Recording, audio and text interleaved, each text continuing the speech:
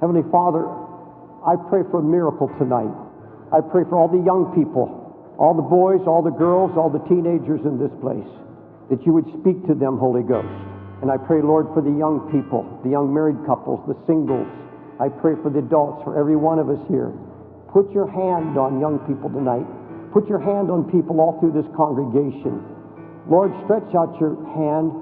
Touch them. Let the fire of your hand burn. Let the fire of your hand mark them for life, that they'll never be the same. In Jesus' name I pray, amen. The touch of his hand changes your life forever. You can never after that be the same. When I was 8 years old, an evangelist said, come and give your life. And there's something in me rose up, and nobody recognized who I was. I was just a skinny little kid. Jesus heard my cry, and I lifted my hands and said, Jesus, I'm 8 years old, but I want you to use my life. I want to preach like my dad preaches and like my granddad preaches. And I want to be a minister. I want you to touch me. And as soon as I prayed that, the Spirit of God came on me and filled me with the Holy Ghost mightily. And I began to speak another language of heaven. And he prophesied over me and said, God, use this young man. You heard his cry and use me. I know that that night, Jesus touched me. Jesus put his hand on me. But I remember when I was 10, 12, 15 years of age, every time I go to the house of God, there was something pulling, tugging at my heart. And I never forgot the time that he touched me. He said, you have enclosed me behind and before, and you've laid your hand upon me. And he'll hear your cry tonight if you pray it. There will be times you will feel very, very close to God. You will feel a drawing, a pulling toward him. You find yourself losing interest in what other people are doing. I have a purpose for your life. You're not going to waste your life like everybody around you. You can't get away from the voice of the Holy Spirit because he keeps speaking to you. Jeremiah said, how can any hide himself in a secret place that I shall not see him? Do I not fill heaven and earth, saith the Lord? Jonah could have stayed in Tarshish. The Lord would have let him go and wouldn't even taken him through the belly of the whale. See, when the Lord has his hand on you, can't run. The Holy Ghost will hound you until he brings you back. If I ascend up into heaven, thou art there. If I make my bed in hell, behold, thou art there.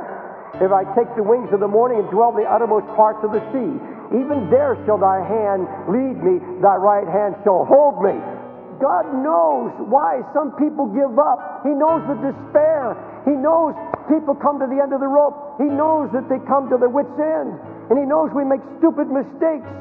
But when the Lord puts his hand on you, he's not going to let you go. He will go with you into your deepest despair. He'll go into your deepest sin. Sometimes when you go through this testing of your faith as a young person, no dad, no mom, nobody can help you. You're all alone with Jesus.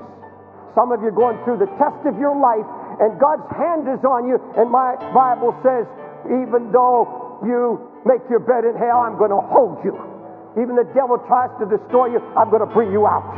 When God keeps breaking through your darkness with light, if I say, surely the darkness shall cover me, even the night shall be light unto me.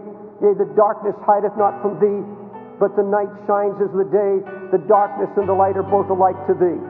Thou art my lamp, O Lord. The Lord will lighten my darkness.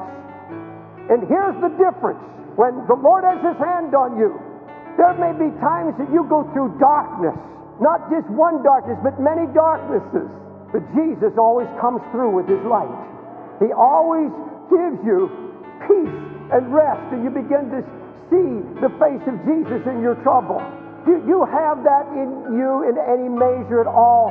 Are you able in your darkness to still worship him? Are you still able to praise the Lord and the light breaks through?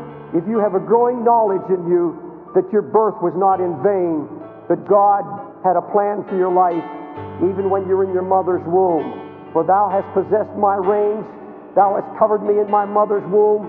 I will praise thee, for I'm fearfully and wonderfully made. Marvelous are thy works, that my soul knows right well. Precious also are thy thoughts unto me, O God. How great is the sum of them. If I should count them, they're more in number than the sand. When I wake, I am still with thee. Young people, Listen to me good now. The Lord had a plan for you, even in your mother's womb. If you had the touch of God on you, you hate sin. Search me, O God, and know my heart. Try me and know my thoughts. See if there be any wicked way in me, and lead me to the way everlasting. If you have the hand of Jesus on you, you don't want anything in your life that's evil or wicked. You don't want anything that would grieve the Lord in your life. So Jesus, turn the light on. Show me. If this is wrong, you show me. I'll lay it down. Because I want your hand on me. I want you to use me. I want my life to count. That makes all the difference in the world. Heavenly Father, find every young person, 25 and under. Find every one of them, Lord, that you're desiring right now, that you want to touch. Lord, bring them down to this altar and let them stand here and say, Jesus, I want to give my whole life to you. I want everything to be given to you, Jesus. Touch me. Jesus, put your hand on me. Pray this with me from the innermost part of your being. Jesus, I reach out to you from the depths of my heart, and I cry to you. I want my life to count. I want you to use me. Touch me, Jesus. Put your hand upon me. Call me. Touch me. Forgive me. Cleanse me. Give me power from on high. Help me to pray and seek your face and to know your will for my life.